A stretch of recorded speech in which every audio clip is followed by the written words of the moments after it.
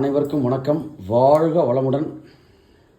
இன்னைக்கு வந்து veg pulao rice பண்ண போறோம். வெஜ் புலாவ் ரைஸ் செய்யறீங்களா? ரைஸ் பண்ண போறோம். ஓகே. அதுக்கு என்னென்ன தேவையான பொருட்கள்? அதுக்கு மசாலா ஐட்டம்லாம் எடுத்து வச்சிருக்கோம். அதோ நட்சத்திர சோம்பு, ஓகே, கிராம்பு, ஏலக்காய், பிரிஞ்சி இலை, பட்டை இது வரைக்கும் போட்டு தாளிச்சுக்கணும். ஓகே. தாளிச்சுட்டு வெங்காயம் நறுக்கி வச்சிருக்கோம், கேரட்டு, பீன்ஸு, குடமிளகா, பச்சை மிளகா நறுக்கி வச்சிருக்கோம், போட்டு வதக்கிக்கணும். பச்சை பட்டாணி எடுத்து வச்சிருக்கோம்.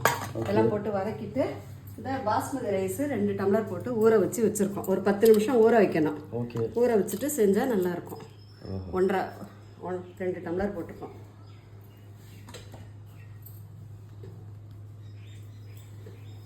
ஓகே, சரிங்க பார்ப்போம்.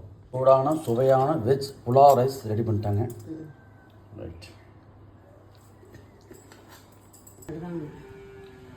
எங்கள் சேனலை புதுசாக பார்க்குறவங்க சப்ஸ்கிரைப் பண்ணிங்க. ஸோ இன்னைக்கு வந்து புலாவ் ரைஸ் பண்ணியிருக்கோம். நாங்கள் டேஸ்ட் பார்த்துட்டு சொல்கிறோம். நீங்களே இதே மாதிரி ட்ரை பண்ணி பாருங்கள் செய்யறதுக்கு. தேங்க்யூ. தொட்டுக்கிறதுக்கு மாம்பழம். ஸோ எங்கள் வீட்டில் விளைஞ்ச மாம்பழம் தான், எங்கள் வீட்டு காய் தான், ఆర్గానిక్.